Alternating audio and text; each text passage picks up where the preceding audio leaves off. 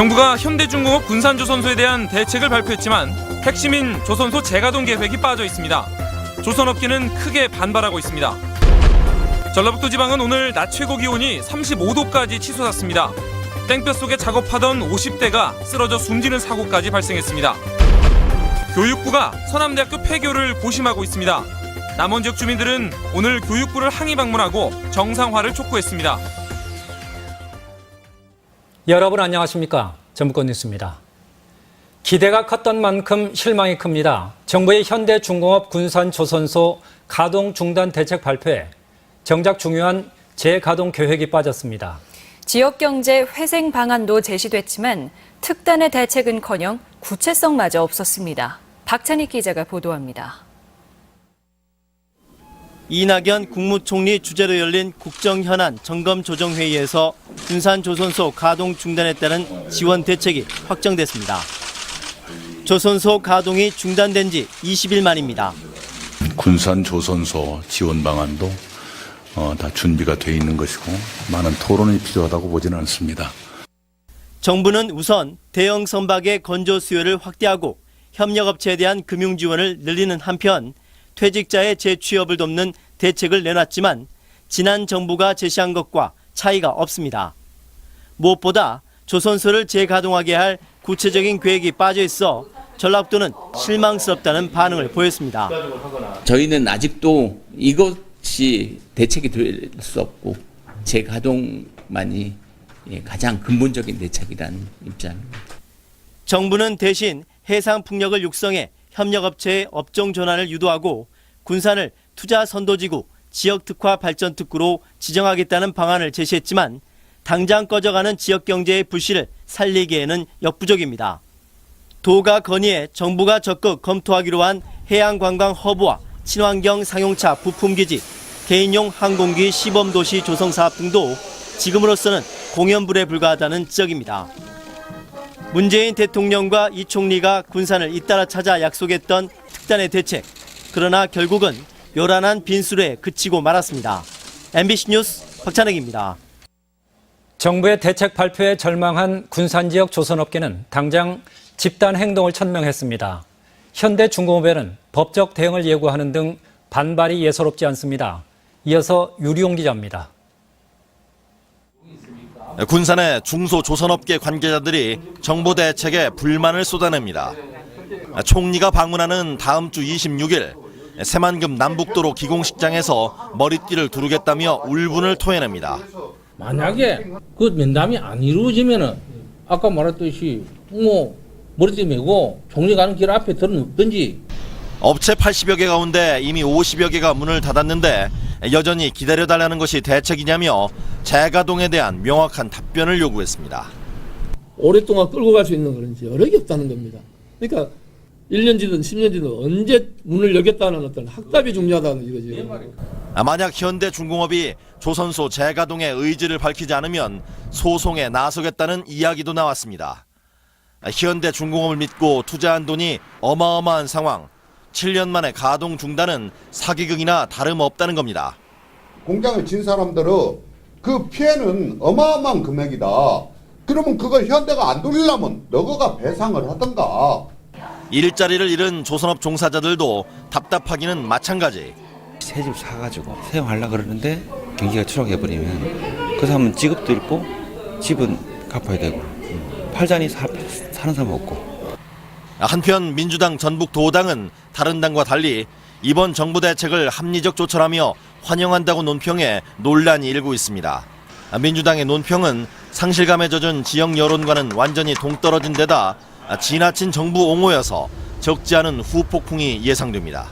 MBC 뉴스 유룡입니다.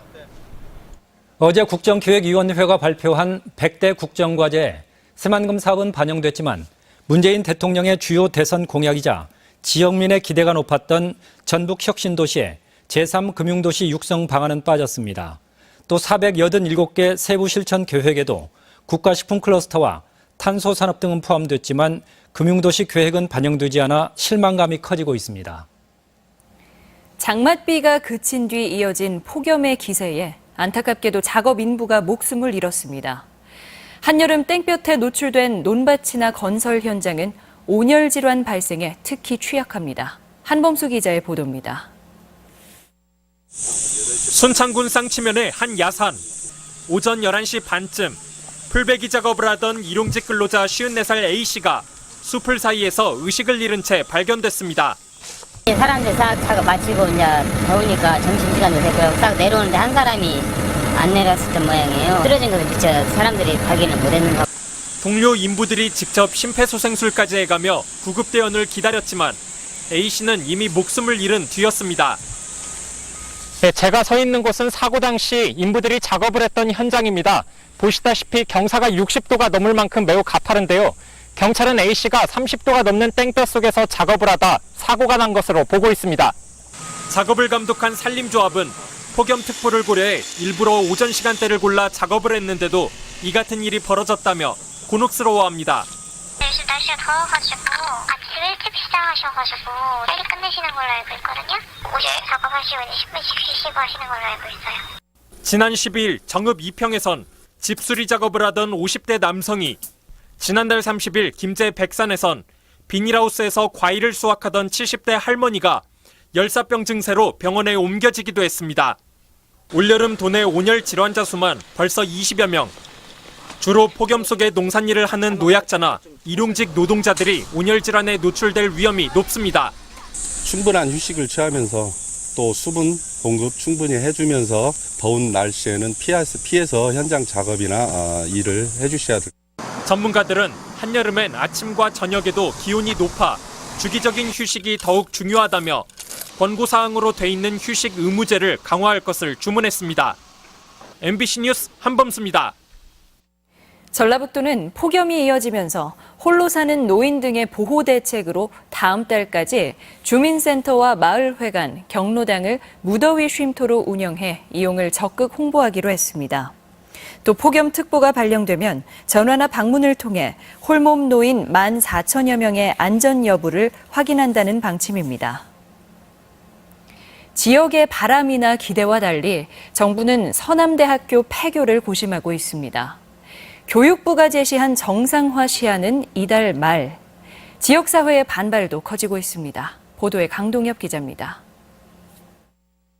정상화 방안 즉각 수용하라!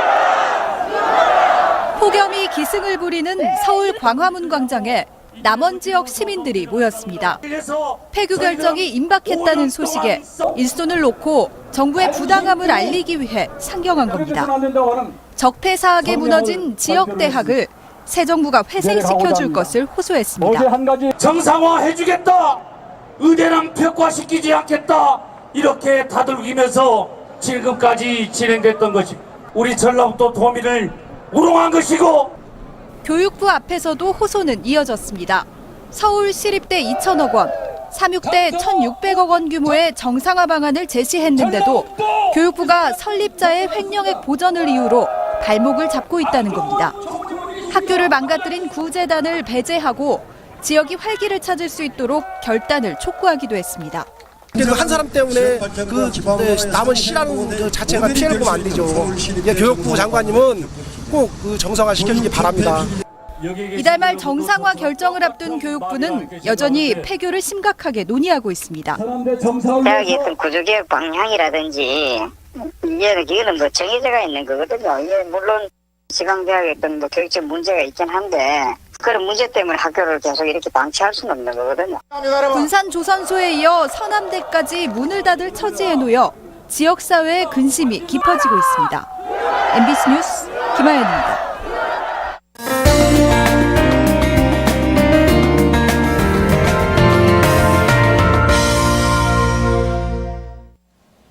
학생 주도형 수업은 성과 못지않게 현실적인 과제가 만만치 않습니다.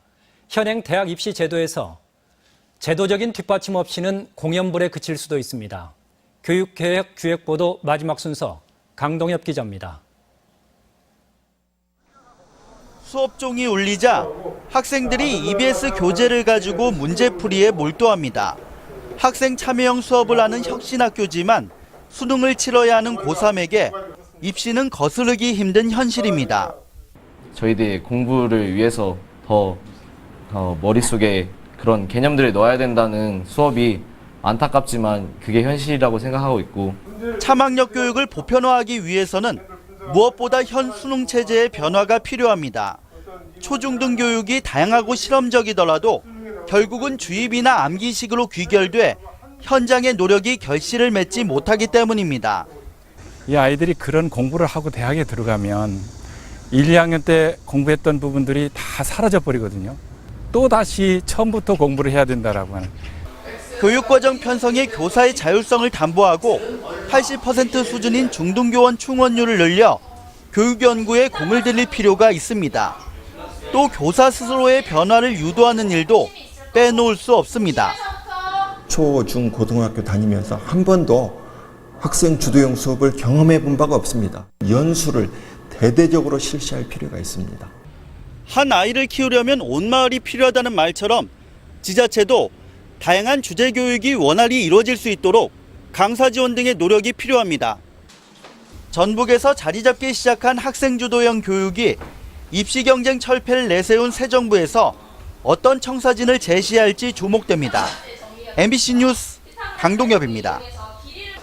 어젯밤 9시 반쯤 전주시 서신동의 한 아파트 단지에서 49살 A씨가 앞서가던 30대 남성에게 둔기로 추정되는 도구로 머리와 가슴 등을 맞아 다쳤습니다. 경찰은 피해 남성 A씨가 젊은 여성을 뒤쫓는 남성을 수상히 여겨 따라갔다가 폭행을 당한 것으로 보고 주변 CCTV 등을 통해 달아난 피의자를 추적하고 있습니다.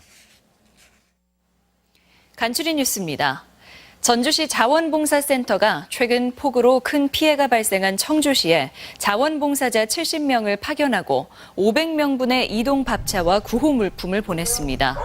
청주시는 지난 2005년 폭우가 발생한 전주시에 물자와 인력을 지원한 바 있습니다. 입학생 감소로 위기를 맞고 있는 도내 대학들이 위기 극복을 위해 힘을 합치기로 했습니다. 11개 대학으로 구성된 전북지역대학교 총장협의회는 오늘 협정식을 맺고 앞으로 교수와 학생의 폭넓은 교류와 학점 인정 등 교육과정을 공동 운영하고 정부의 재정 지원 사업에도 함께 대응하기로 했습니다. 공급 과잉 우려를 낳았던 신규 아파트 입주 물량이 크게 줄었습니다.